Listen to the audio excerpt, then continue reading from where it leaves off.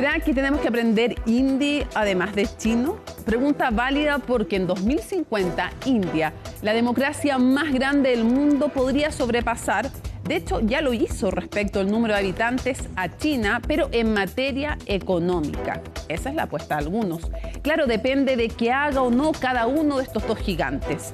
Hace 10 años era la 10ª economía mundial, hoy la 5ª.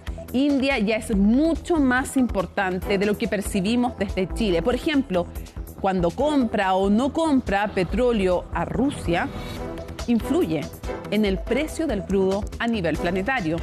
Bueno, tiene dimensiones de un subcontinente más que de país. Basta decir que sus 970 millones de votantes, de habitantes son 1.400 millones, tardan mes y medio en completar el proceso electoral. Pero esta vez nada está garantizado, salvo que el primer ministro, Narendra Modi, será reelecto.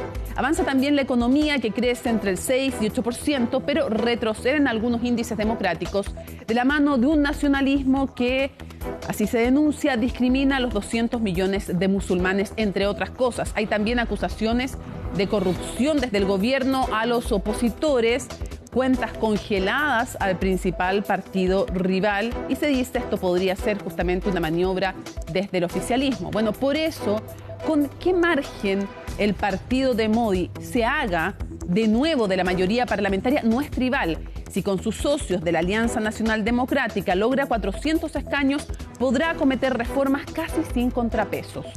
Un artículo del Foreign Affairs describió a Modi como una mezcla entre un CEO y populista, con tantos PowerPoint como mitines, con popularidad récord y detractores acérrimos. Será, con el mítico Nehru, el segundo primer ministro en lograr 3 mandatos seguidos, y esto podría no terminar aquí, sino repetirse el 2029. En una década dobló el número de aeropuertos, kilómetros de carreteras y de vías eléctricas. En 9 años, 250 millones salieron de la pobreza, pero aún hay mucha miseria y desigualdad. ¿Hacia dónde camina este país? ¿Su ascenso está asegurado? Comienza Conexión Global Prime.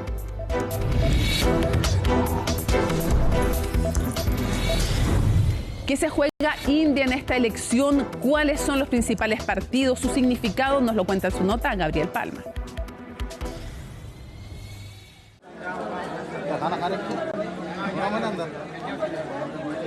No son cientos, ni miles, ni millones. Son cientos de millones de personas las que han concurrido a las urnas desde el pasado 19 de abril en India, en las que se han posicionado como las mayores elecciones del planeta. Es la elección más grande en la historia del mundo, con casi 1.000 millones de personas votando.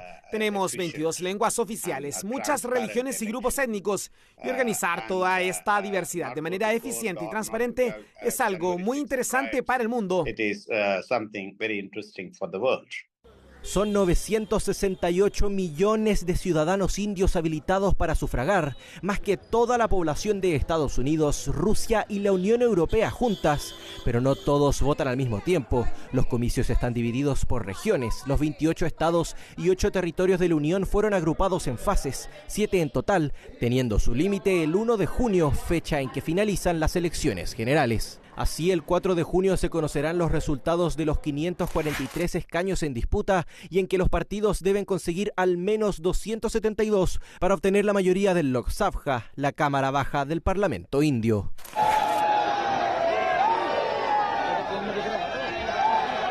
Y quienes tienen la intención de mantener el poder es el Partido Popular Indio, de la mano del actual primer ministro Narendra Modi, quien va por su tercer periodo al mando del poder legislativo del país. Las elecciones de 2024 tienen como objetivo construir una India más fuerte. Esta elección es para derrotar a las fuerzas que están tratando de debilitar a este país. Debemos derrotar la ideología y la tradición del nepotismo que desde hace mucho tiempo ha destruido el futuro de la juventud de este país. El premier indio de 73 años está en el poder desde el 2014 y busca extender ese periodo por al menos 5 años más. Sus políticas abiertamente hinduistas y nacionalistas le han valido el apoyo general de la sociedad conservadora de India, pero le ha generado las críticas de las minorías étnicas y la oposición del país. A India le está yendo muy bien hasta ahora. Hemos puesto un sello en las plataformas globales. Entonces puedo ver que lo estamos haciendo muy bien a partir de ahora. Así que espero que Modi continúe. La persecución religiosa ha aumentado bajo su mandato y algunos lo acusan de respaldar el sectarismo como medio para reforzar el hinduismo, desviando al mismo tiempo la atención de los fracasos políticos, como el desempleo juvenil, que ahora se sitúa cerca del 50% entre los menores de 24 años. Los jóvenes están desempleados. En mi ciudad no ha habido ayuda. Todo se ha vuelto caro. Este es el gobierno que no queremos. Hace falta mucho cambio. Todo se ha vuelto muy caro. Decían que vendrá un buen líder, pero nada bueno ha salido de eso.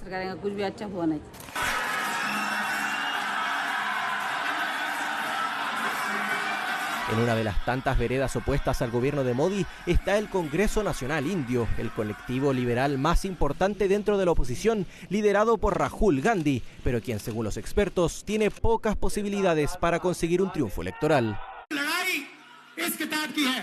La lucha es por nuestra constitución. La India no puede salvarse sin este libro.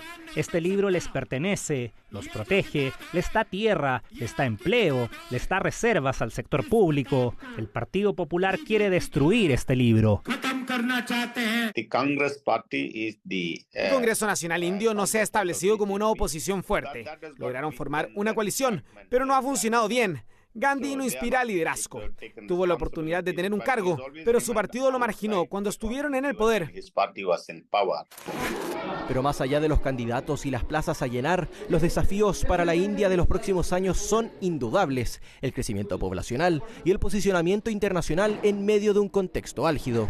India tiene todos los años una población adicional de 16 millones de personas. Ya te imaginarás lo que es manejar los conflictos entre tanta diversidad. A nivel internacional, seguiremos implementando una política pragmática dependiendo de los intereses de India. A poco menos de 2 semanas, la democracia más grande del mundo se encamina para conocer a las autoridades que guiarán al país por los próximos 5 años. Bueno, comenzamos el análisis, nos vamos muy rápidamente hasta India para conversar con Narendrani Marjani, que se encuentra además en el suroeste de este país. Gracias, muchas gracias por acompañarnos en esta entrevista. Y mi primera pregunta es, ¿qué opina de Narendra Modi, el primer ministro? ¿Cómo definiría su obra, su proyecto para este país? Narendra Modi has been Prime Minister of India for last 10 years, and before he was the Chief Minister of the Western Indian state of Gujarat. Narendra Modi ha sido primer ministro de la India durante los últimos 10 años y antes fue ministro principal del estado de Gujarat en la India occidental. Por lo tanto, tiene una experiencia de liderazgo en una posición superior durante más de 2 décadas. Y yo diría que en la era actual, Narendra Modi es uno de los líderes más populares de la India, probablemente el líder más popular. Y como primer ministro, tiene mucho apoyo de la gente, especialmente después de convertirse en primer ministro. El atractivo de su partido también ha crecido, ha dado varios pasos en esta última década, lo que ha resultado en que la gente le brinde cada vez más apoyo, por lo que algunas medidas han sido los planes de bienestar social que han sido muy populares entre la gente, particularmente la suya. Su objetivo es elevar a los pobres y en particular a los que son financieramente débiles, y el trabajo que ha hecho para su aprobación, en particular dándoles acceso al sistema bancario que antes no tenían. Ahora, muchas de estas personas pobres, y en particular el sector financieramente débil de la sociedad, están conectados con el sector bancario formal, lo que les da acceso a una serie de productos bancarios y a financiación y préstamos fáciles, lo que les ayuda tal vez a iniciar sus propios negocios o para cualquier otro propósito. Este servicio no estaba disponible a gran escala anteriormente. Además, Modi ha alentado a muchas empresas emergentes en estos últimos años y en particular alienta a las personas a convertirse en emprendedores y también cuenta con programas gubernamentales para apoyarlos.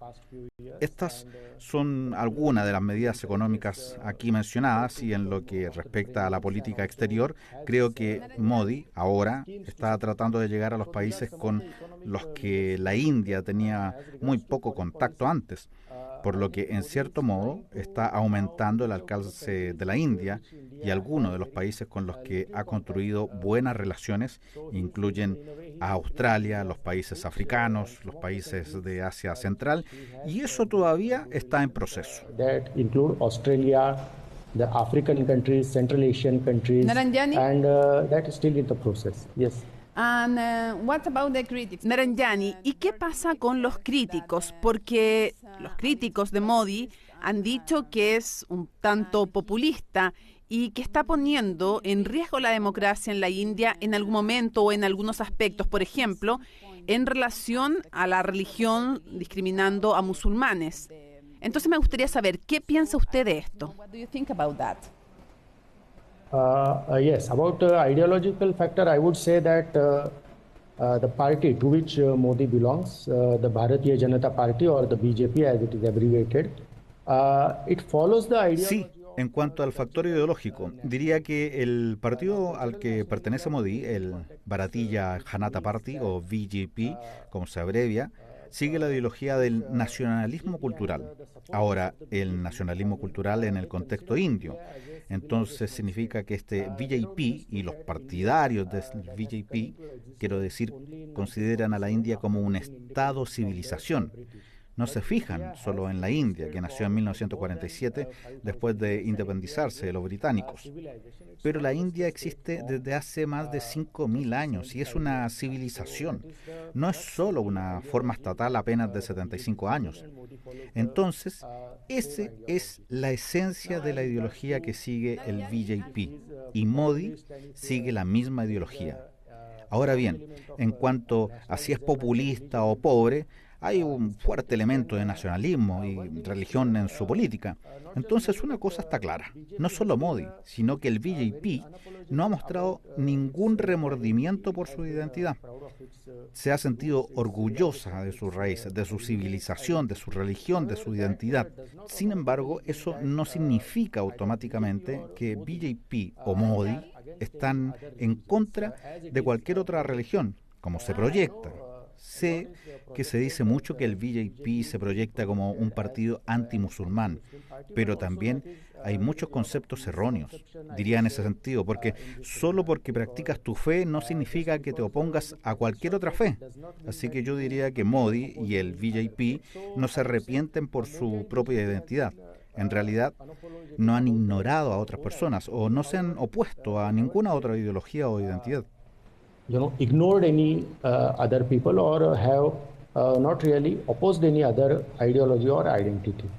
And what about Rahul Gandhi? ¿Y qué pasa con Rahul Gandhi? ¿Cómo definiría su liderazgo y su posición en la India en relación también con su historia familiar, pero específicamente con su ideología? With his family, with his ideology. Rahul Gandhi comes from a very influential political family, the Gandhi family, and there have been 3 members of his family have been.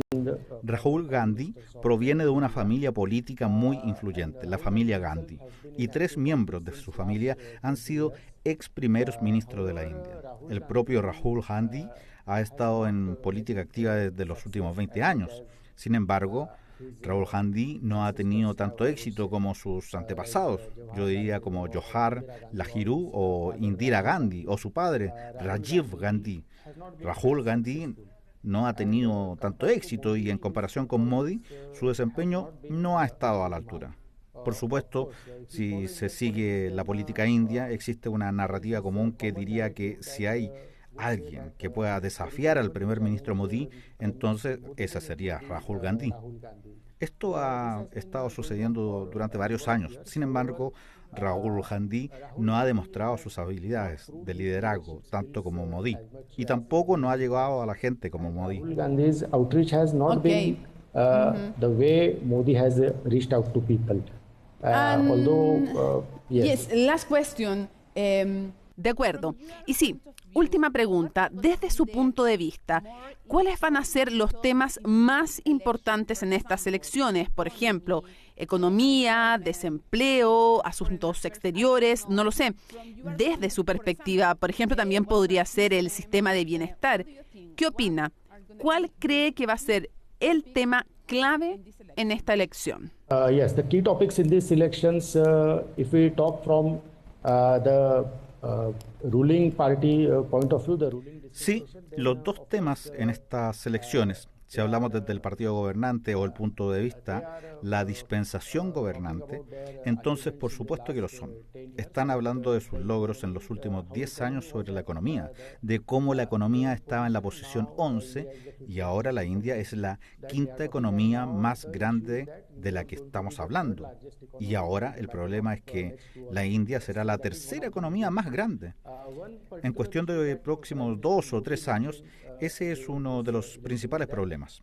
Una cuestión particular que el primer ministro Modi mencionó durante esta elección es que su atención se centrará en la juventud del país, los jóvenes del país, porque la India tiene probablemente la población más joven y la mayor cantidad de jóvenes del mundo.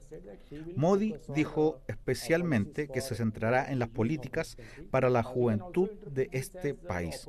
También podemos interpretar esto como que la oposición critica al gobierno por el creciente desempleo en el país.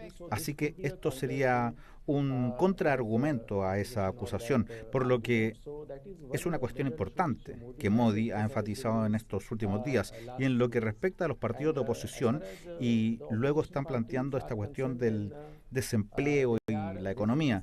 Pero como digo, no han podido presentar ninguna narrativa sólida contra el primer ministro Modi hasta el momento.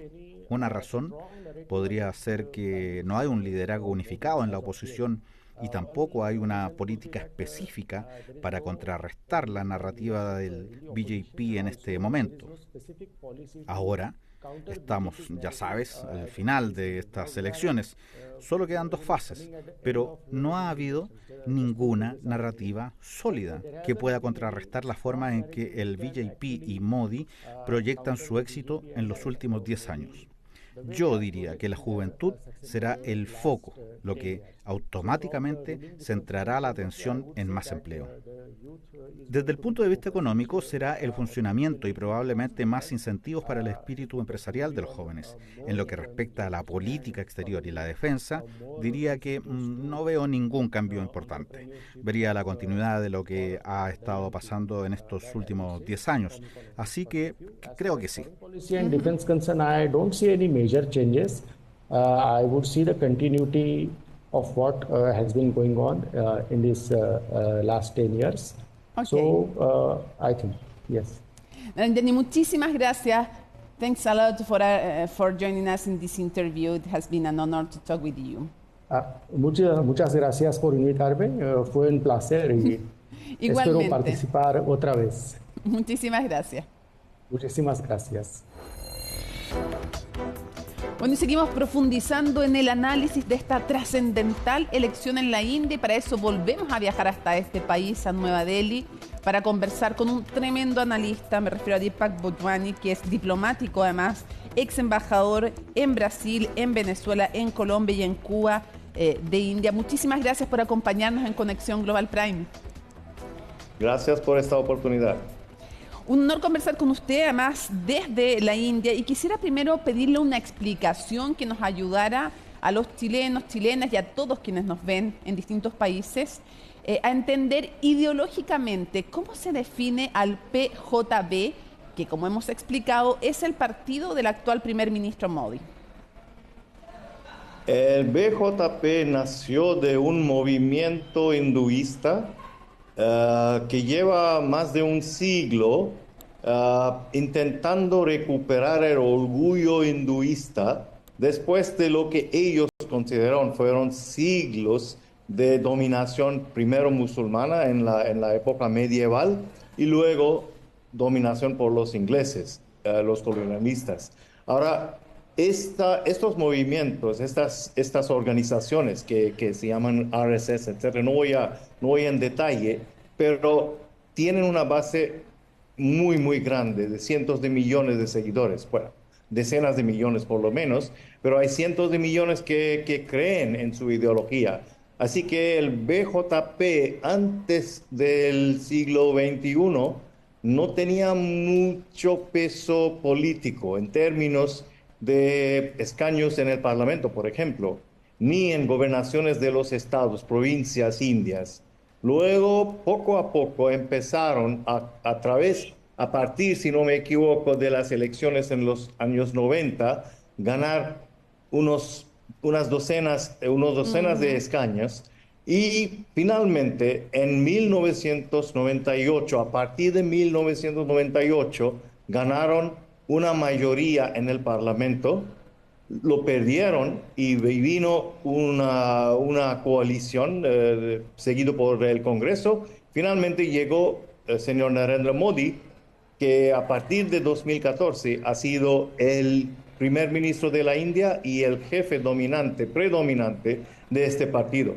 Tiene una presencia en todo el país, una contundente presencia y también casi un ejército de seguidores y de personas que luchan por el partido. Entiendo entonces que tiene un fuerte componente nacionalista, hinduista, de orgullo nacional, que es lo que hemos visto. Y si nos vamos entonces al principal partido de oposición, el Congreso le llaman, pero es el partido del Congreso que es el que recoge justamente esta dinastía de los Gandhi y de Nehru, también el primer líder después de la independencia, ¿no?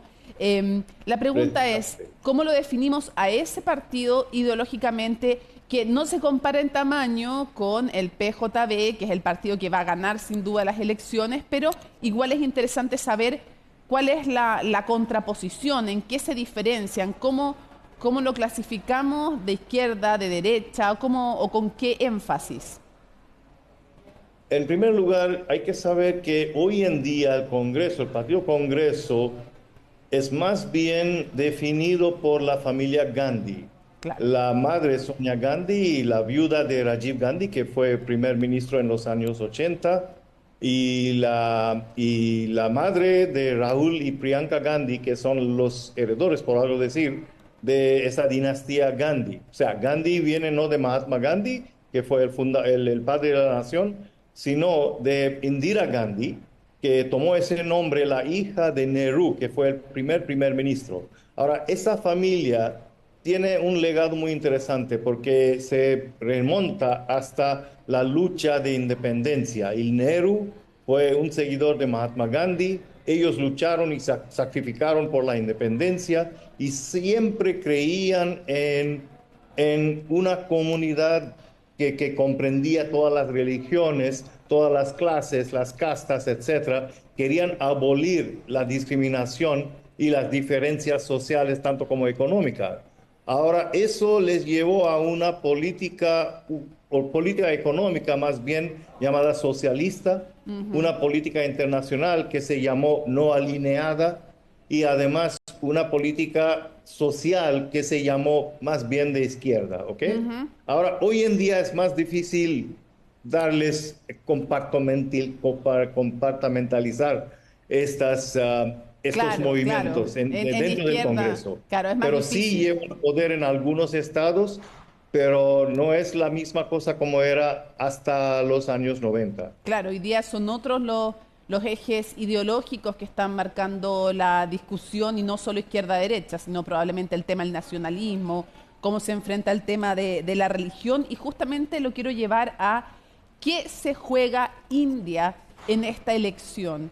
Y se lo pregunto porque cuando uno lee análisis de diversos medios, desde BBC, Washington Post, New York Times, The Guardian, Foreign Affairs y otros, hay muchos que dicen que sí hay cierto riesgo de detrimento o de empeoramiento de la calidad de la democracia, por un lado, y que el tema económico también es algo muy importante que se está jugando India. O sea, básicamente la posibilidad de ser una superpotencia económica y la calidad también de la democracia. ¿Qué cree usted que se juega en esta elección? Pues en primer lugar quiero decir que la India ya ha llegado a un puesto muy importante a nivel mundial en términos económicos. somos la quinta potencia mundial económica y la bolsa india es la quinta también en el mundo y se cuenta entre los más grandes, aunque somos un mercado emergente. La tasa de crecimiento ha superado 7% promedio en los últimos años y antes era aún más, aunque cuando se crece la economía, la tasa que se rebaja un poquito también sería muy importante, así que 7% es fenomenal. Sí. Estamos atrayendo muchas divisas, mucha inversión extranjera y también, sobre todo, la tecnología, la base tecnológica, el espíritu emprendedor de las empresas indias se nota por todas partes. Ahora, en términos políticos, lo que pasa es que sí hay algo de verdad, yo diría, en los comentarios que hacen en el occidente, porque se nota que el partido BJP quiere acaparar el poder de cualquier manera posible. Y lo digo como ciudadano indio, me preocupa. Y yo creo que lo que han hecho en cuanto a la utilización de las instituciones públicas como la Comisión de Elecciones, incluso unas instituciones dentro de la burocracia, los centros de investigación de renta, de impuestos, etcétera, no pasa por encima de la ley. O sea, incluso la Corte Suprema ha denunciado algunas medidas que el gobierno de Narendra Modi ha introducido. Los medios también se han sometido por razones pues propias suyas, pero yo diría más bien porque temen la ausencia de patronaje, que es muy importante para los medios. Sí. Así que hay comentarios que se justifican, pero aún así, como es una democracia en vivo y vemos que hay muchos seguidores, muchos admiradores, vamos a ver qué dice la población. Al fin de las cuentas, es la población que decidirá y si él gana una mayoría, pues le tendríamos que seguir. Quisiera, en otro de los temas respecto de la democracia y la calidad de la convivencia, es el tema de la religión. Obviamente la gran mayoría, más del 80%, siguen el hinduismo y esto se enlaza, como usted nos explicaba, Deepak, con el nacionalismo, también con el orgullo nacional, ¿no? Pero hay 200 millones aproximadamente, estoy redondeando, de musulmanes. Y hay ahí también de alguna manera, denuncia respecto de, bueno, primero el tema de la construcción del templo de Ayodhya, que era donde había antes una mezquita, la derogación de uno de los artículos de la Constitución y la enmienda a la ley de ciudadanía que haría más fácil que vinieran desde otros sectores quienes son hinduistas y que de alguna manera quedaran más en minoría todavía los musulmanes, y algunos dicen incluso pudieran ser expulsados porque muchos de ellos no tienen papeles necesariamente. Entonces, con todo esto quisiera preguntarle qué tan real y qué tan compleja es la convivencia hoy día y qué tan discriminados han sido por el gobierno los musulmanes, tal vez ni siquiera solo por este gobierno, sino en el pasado también, pero le pregunto si esa tensión se ha agudizado y cuánto complica la convivencia. Mira, hay tensión, pero esa tensión se ve más en las calles que en las instituciones. Por ejemplo, si hay 200 millones de musulmanes, eso no es poca cosa, en primer lugar. Segundo, la ley y la Constitución no discrimina entre los musulmanes, los hindúes, sea lo que sea. Hay algunas leyes que se han introducido, por ejemplo, el derecho del hombre musulmano de divorciar a su mujer, pronunciando 3 veces te divorcio, te divorcio, te divorcio. Eso, pues, en mi opinión laica, yo creo que no es una cosa abominable. Y cosas parecidas han ocurrido. Lo que sí es verdad es que los musulmanes temen que en su vida diaria pueden ser discriminados al nivel económico, al nivel social, etcétera, etcétera, si la comunidad hindú se aglutina de manera tan fuerte que todos empiezan a creer lo que dicen algunos ideológicos de la BJP y de su familia base, el RSS, las otras organizaciones hinduistas. Ese es el miedo que ellos tienen y que está justificado. Por ejemplo, por algo decir, si gana Modi un tercer término, que es muy probable, muy posible, muy probable, entonces pueda que en festivales hindúes se decrete que no se puede comer comida no vegetariana durante los festivales hindúes. Eso sería discriminatorio. Ya han abolido comer carne de vaca, que en mi opinión no es justificable. Pero bueno, han conseguido la ley a través de su mayoría contundente en el Parlamento, en el Congreso, y así es que tenemos que seguir eso.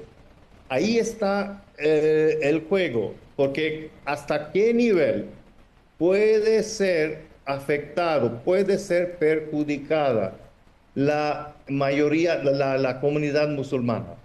Pero yo creo que fundamentalmente no hay discriminación. Además, hay una judiciary, las cortes, la Corte Suprema sobre todo, es muy independiente, todavía ejerce unos poderes que no se pueden que no se pueden minimizar. El gobierno de Modi tampoco puede interferir. Entonces yo creo que sí hay instituciones, hay una institucionalidad india, y al final de las cuentas también hay elecciones en los estados, las provincias, el Congreso, el Parlamento hindú, o sea, el Parlamento indio se comprende de 2 cámaras. Ahora, las elecciones actuales que estamos pasando son de la Cámara Baja. Es para la Cámara Baja, ¿ok? Claro. La Cámara Baja es la que decide quién gobernará, ¿ok? Ahora, si el BJP con sus aliados gana más de 272 escaños, entonces puede nombrar el primer ministro, puede gobernar. Pero si no tiene una mayoría contundente o suficiente, no puede cambiar las leyes, ni menos la Constitución de la India.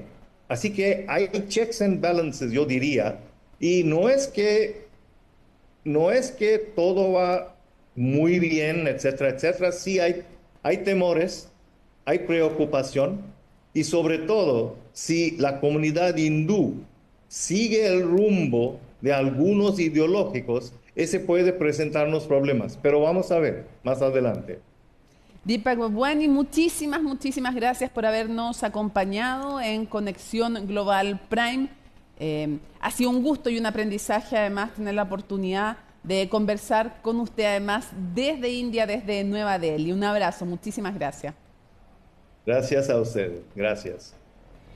Nos vamos entonces a la pausa. Al regreso vamos a estar con Jorge Heine, un habitual de Conexión Global Prime, que nos va a ayudar a analizar, porque él fue embajador de Chile en India, embajador de Chile en China, y aquí hay algo muy importante en esta rivalidad o no, quién supera a quién, cómo se conjuga aquello con Estados Unidos y la tensión con China, qué rol empieza a jugar India.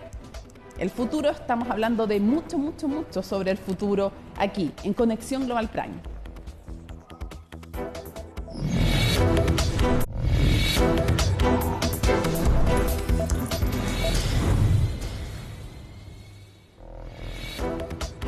Ya estamos listos para volver ahora a conectarnos desde Estados Unidos con Jorge Heine, ex embajador de Chile, no solo en la India, sino que también en China, autor además del estupendo libro La Nueva India, si es que no hay muchos que sean escritos por chilenos o por hispanoparlantes sobre este tremendo gigante. Muchísimas gracias, Jorge, por acompañarnos nuevamente.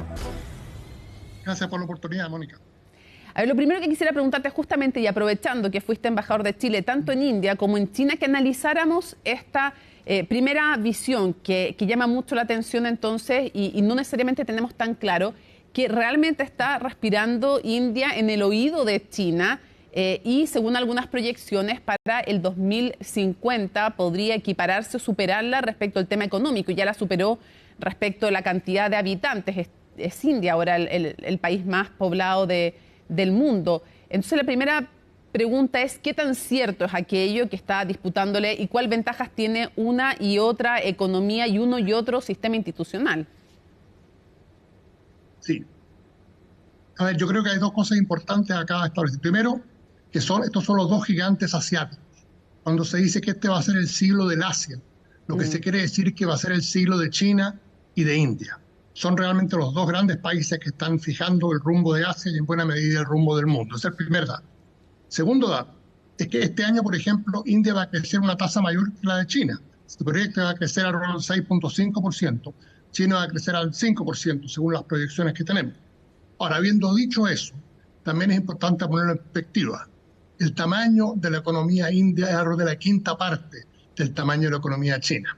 De manera que yo creo que es difícil pensar que va a lograr superar a China en los próximos 20 o 30 años.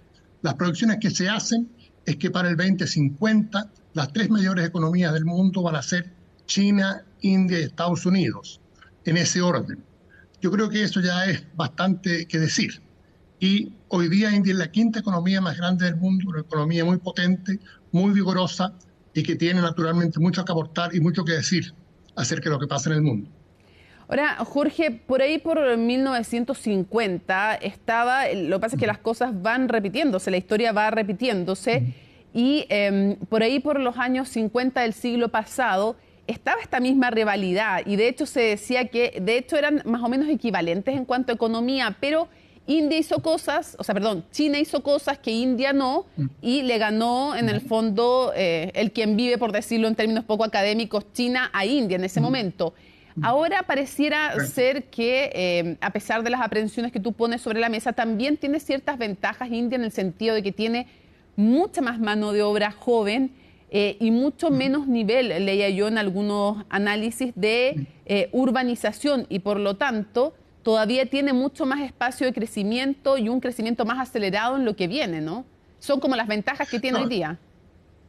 Sin duda. Yo creo que hay dos ventajas importantes que tiene India. Una de ellas es lo que se llama la ventaja del dividendo demográfico. Claro. China está comenzando a bajar el número de su población, entre otras cosas debido a la política de un solo hijo que tuvieron muchos años. Tal cual. Y India, en cambio, está aumentando, ya superó a China, estamos hablando de 1.400 millones de habitantes, y eso naturalmente le da una fuerza muy grande. Parte del crecimiento económico se debe al tamaño de la fuerza laboral. Y la fuerza laboral en India hoy día es la más grande del mundo. Así que estos sin duda son activos importantes que no hay que olvidar. Como decía anteriormente, hoy día es la quinta mayor economía del mundo y está creciendo en forma muy acelerada. Sí, y si me permites puntualizar el dato, el 65% de la población india es menor de 35 años. Por lo tanto, eso refleja esta variable demográfica que tú señalas, que es población, y además la mano de obra cuando se va urbanizando, como es el caso de China, y cuando va envejeciendo se va encareciendo, y todavía en India tiene mucha mano de obra joven para sustentar el sistema social y todo, en fin, o sea, hay un punto ahí también. Ahora quisiera preguntarte que nos ayudaras a entender el contexto cuando escuchamos el peso que tiene India, y por qué es importante también mirarlo desde Chile. Cuando para algunos les parece lejano, yo veía un dato, y probablemente tú tienes muchos más que nos pongan en perspectiva, pero, por ejemplo, cuando se producen en medio de todo el conflicto en la Franja de Gaza ataques desde los hutíes, desde Yemen, y está el problema del estrecho de Hormuz, por donde pasa gran parte del petróleo mundial, leyendo aquello decía, primero, India manda barcos de inmediato, y segundo, cuando está el tema de Ucrania, cuando India le compra a Rusia, es tan grande como economía que influye en el precio mundial, si le compra o no le compra a Rusia, quién le compra. O sea, efectivamente lo que pasa con India sí nos repercute, Jorge. Sí, por supuesto. A ver, yo creo que es importante plantear lo siguiente. Primero, India más que un Estado-nación es un Estado-civilización, con miles de años de existencia y país continente. Es un dato importante en el presente. Segundo, está jugando un papel cada vez más importante en el mundo. Es potencia nuclear, potencia espacial, claro, y que está también adoptando una posición esencialmente no alineada en materia de política internacional. Como tú decías muy bien, en el caso del conflicto entre Rusia y Ucrania, India se ha negado a condenar la invasión rusa de Ucrania y está comprando grandes cantidades de petróleo de Rusia. Por otra parte, tiene una muy buena relación con Estados Unidos, es parte del Quad, una alianza con Japón, Australia y Estados Unidos, hacen ejercicios militares. El primer ministro Modi visita Estados Unidos y es recibido con con alfombra roja. Todo eso en el Indo-Pacífico, ¿no? Teniendo un rol muy importante en el Indo-Pacífico. Exactamente. Eso es lo que ha marcado la política exterior de India y la ha convertido en una de las potencias emergentes más significativas. El canciller indio, el señor Jaishankar, a quien yo conozco muy bien, es uno de los cancilleres más influyentes que hay en el mundo. Tiene un doctorado en Relaciones Internacionales, tiene diplomático de carrera y además es un intelectual público que publica libros sobre los temas del momento y un hombre muy influyente. De manera que India está jugando un rol muy especial en el mundo de hoy y es importante que eso en Chile lo asimilemos y lo procesemos. Ahora, pareciera que con Rusia hay una relación de muchísimo tiempo de recibir, por ejemplo, parte importante, el 70% de las armas y suministros que recibe tienen origen de Rusia, pero esto ha ido disminuyendo y hay ahí como no sé cómo se va a mover India en el futuro, qué es lo que tú ves, porque claro, no ha condenado el tema de la invasión a Ucrania, pero ha empezado a tener ciertos como matices con Rusia y está también el tema de su cercanía con Estados Unidos, también se ha llevado bien con Israel, pero también con los países musulmanes, entonces es un ajedrez complejo y no sé si va a tener variaciones, pensando además que a Estados Unidos pareciera convenirle que crezca más India que China. Sí, por supuesto. Y hay un tema bien interesante que es el siguiente. Lo que a Estados Unidos le gustaría sería de alguna manera movilizar a India en contra de China. Ese es el juego en el cual está la política exterior de Estados Unidos. India es un país demasiado grande como para dejarse utilizar, o para dejarse instrumentalizar por otros. India tiene su propia posición y esa posición es lo que le ha permitido tener buenas relaciones con Rusia y también buenas con Estados Unidos. Ahora, hay un dato muy interesante respecto de la relación con Rusia, que va más allá de meramente la entrega de armas. No olvidemos lo siguiente, India tuvo 3 guerras con Pakistán en la segunda mitad del siglo XX. En esas 3 guerras, Estados Unidos apoyó a Pakistán y Rusia apoyó a India. Ahora, esas cosas no se olvidan. Esas cosas tienen una permanencia en la memoria diplomática y de política exterior. De manera que la relación entre India y Rusia es una relación con raíces muy profundas y eso hay que tenerlo presente. Y eso le da una base a India para jugar el papel que juega, que es un papel, como yo decía anteriormente, básicamente una política exterior no alineada, que tiene las raíces en el no elemento que propuso Jawaharlal Nehru, el primer ministro indio en los años 50, y que ha seguido manteniéndose vigente, aunque hoy día el gobierno del primer ministro Modi lo llama de otra manera, lo llama multilineamiento. Sí, y tiene un rol también importante de liderazgo en lo que se llama el Sur Global. Me gustaría tú que explicaras un poco qué es el famoso Sur Global. Tiene ese rol, tiene el rol también en las BRICS, Brasil, Rusia, India, China, Sudáfrica, bueno, con todos los cambios que ha habido también en las BRICS, es cierto. Pero en el Sur Global me gustaría que explicaras un poco ese concepto, Jorge, porque ahí también tiene un rol importante en un país que, como decíamos, está pasando por las que son las elecciones más grandes del mundo. Correcto. Con el término Sur Global se refiere a lo que anteriormente se refería uno como el tercer mundo. Y esto implica los países de Asia, África y América Latina. Y lo interesante es que una vez que cae el muro de Berlín y cae la Unión Soviética y desaparece lo que se llamaba el segundo mundo, que es el mundo socialista, en la palabra tercer mundo, el término tercer mundo pierde vigencia y pasa a utilizarse el término sur global. Lo interesante es que en Chile el término sur global es poco utilizado, siendo que somos el país más austral del mundo. Y uno pensaría que sería una palabra, un término bastante común, pero no lo es. Sin embargo, yo diría que en los últimos 2 años, este término ha tomado mucho vuelo. ¿Por qué? Porque ha habido una reacción en muchos de estos países, en el caso de la guerra de Ucrania, rechazando las sanciones a Rusia. Ha habido también una reacción en contra de la guerra en Gaza, de fuerte rechazo a la guerra seguida por Israel en contra de Gaza. Y también hemos visto, tú lo mencionabas, los BRICS, está la expansión de los BRICS. BRICS de 5 países ha pasado a tener 10 y se ha convertido también en un jugador muy importante a nivel mundial, con cerca de un 46% de la población del mundo y más de la tercera parte del producto. De manera que todas estas razones han hecho que el sur global hoy en día haya tomado un gran ímpetu. Y muchos de estos países están adoptando también una política de no alineamiento en esta competencia que existe entre las grandes potencias. Quiero preguntarte ahora en el ámbito de la democracia, porque está bien, es muy pujante en lo económico. India, hemos dado cifras a lo largo de todo el programa que son impresionantes, de cómo han salido millones de personas de la pobreza, el salto en infraestructura, también un país que se para con un avance tecnológico más importante que el que han tenido otras grandes superpotencias de hoy día cuando comienzan esta explosión económica. Pero también la pregunta es la preocupación que muchos tienen sobre la democracia en India.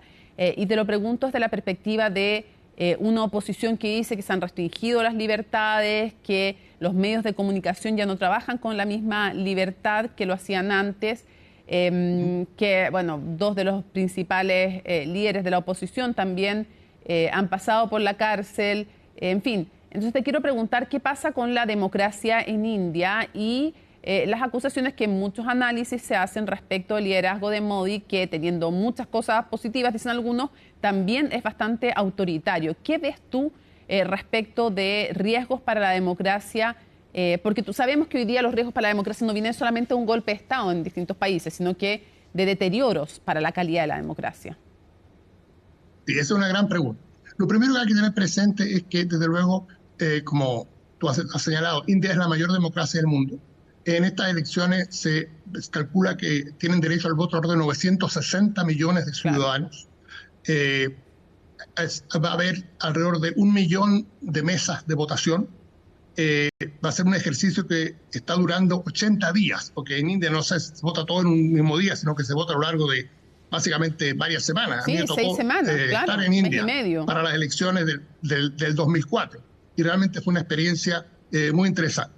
Ese es el primer punto. Segundo punto, es importante que presente lo siguiente. El hecho que la democracia haya sobrevivido, haya mantenido en India durante ya más de 70 años, es algo muy notable. Cuando India se independizó, muchos pensaron que primero no iba a mantenerse como un país unificado, sino que se iba a quebrar como se quebró Yugoslavia en los 90. Y segundo, que la democracia tampoco iba a subsistir. ¿Por qué? Pues las teorías en ciencia política nos dicen que mientras más pequeño un país, mientras más homogéneo un país, mientras menos religiones tenga un país, mientras menos grupos étnicos tenga un país, mientras menos idiomas tenga un país, más posibilidades de subsistir la democracia. India desafía toda esa noción, es un país enorme, tremendamente heterogéneo, y sin embargo se ha mantenido como una democracia durante estos 70 años. Ese es el primer dato que presente. Segundo, ellos se preocupan mucho que esto funcione. En la época de elecciones, la comisión electoral es todopoderosa, es más poderosa que el gobierno. El gobierno no puede anunciar nuevas políticas, no puede cambiar autoridades. La comisión es la que manda, muy distinto de luego al caso chileno.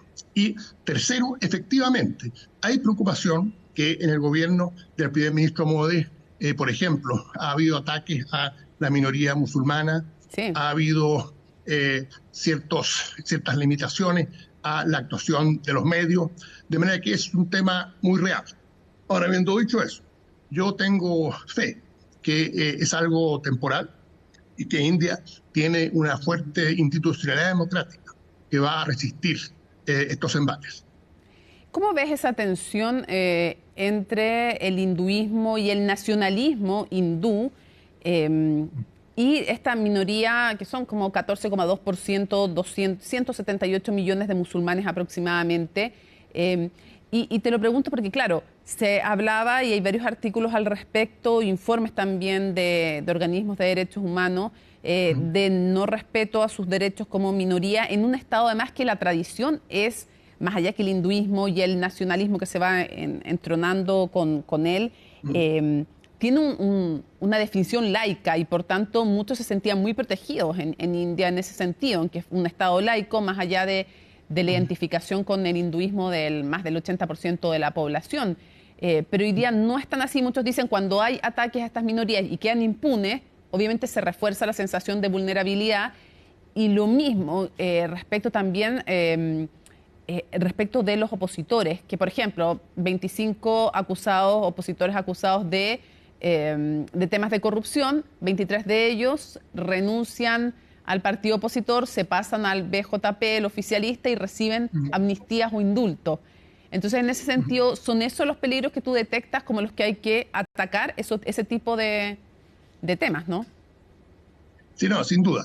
No, está claro que lo que tenemos en India hoy día es una transición de la India profundamente secular, claro, que fue lo que instaló Jawaharlal Nehru, el primer ministro y padre de la patria de India. Y él tenía la tesis que debido a la gran heterogeneidad y variedad de religiones en India, era importante que el Estado indio fuese secular. Eso ya no es así. El primer ministro Modi se define a él mismo, básicamente define al Estado indio como un Estado hindú, que es la religión del 80% de la población india, como tú decías, pero no de todo. También hay muchos, no solo musulmanes, también hay cristianos, jansenistas, sikhs, en fin. Hay todo tipo de religiones. Se dice que la India es país cuna de religiones. Ahí surgió no solo el hinduismo, también el budismo, en fin. Ahora, está claro de que eso representa un desafío a la idea original de India como un país secular. Y estos ataques a la minoría musulmana, esto es parte del libreto en general de muchos de los líderes populistas de nuestro tiempo, que es identificar minorías a las cuales atacar. Y con eso movilizan a la base y tratan de generar más votos. A mí me parece que es una estrategia peligrosa que puede llevar a situaciones muy complicadas, pero en eso estamos. Claro, porque además lo que se dice cuando se afecta a la democracia, hay muchas encuestas en India que sostienen que a raíz de lo efectivo que ha sido Modi, y en eso nos sirve también, Jorge, mirar otros países para reflexionar sobre estos temas, ¿no? Y tú un poco lo cuentas en los libros que has escrito sobre China o sobre India. Cuando se ataca ciertas convicciones democráticas y la gente dice que no importa, porque en verdad ha sido mucho más efectivo con el estado de bienestar, que es súper fuerte y potente en India, que va además las ayudas directo, ahora con todo el sistema, hicieron un sistema de digitalización espectacular para entregar las ayudas sociales, eliminaron a todos los intermediarios y con eso disminuyen la cantidad de plata que se pierde en el camino, o sea, hay transferencias directas y con tecnología muy avanzada. Entonces la gente dice, ¿saben qué? Estoy dispuesto a sacrificar estas libertades, y eso es algo que hemos escuchado en distintas partes del mundo, a cambio o de seguridad o a cambio de políticas sociales más efectivas o a veces asistencialistas, pero que llegan directo a la gente. Las personas muchas veces están dispuestas a renunciar a ciertos derechos, y esto es algo que vemos con distintos discursos, con distintos signos políticos en varias partes del planeta. Así es. Ahora, yo diría lo siguiente, todo eso lo que tú estás diciendo es muy cierto. Ahora, yo diría, sin embargo, que lo importante acá es que la institucionalidad electoral y todo lo que son los principios básicos que rigen cómo se llevan a cabo las elecciones, y si esas elecciones son efectivamente elecciones limpias, son elecciones que se respetan los derechos de todos los partidos y de todos los opositores, funcionen adecuadamente. Hasta ahora no tenemos señales de que eso haya cambiado, y en ese sentido yo tengo una cierta tranquilidad.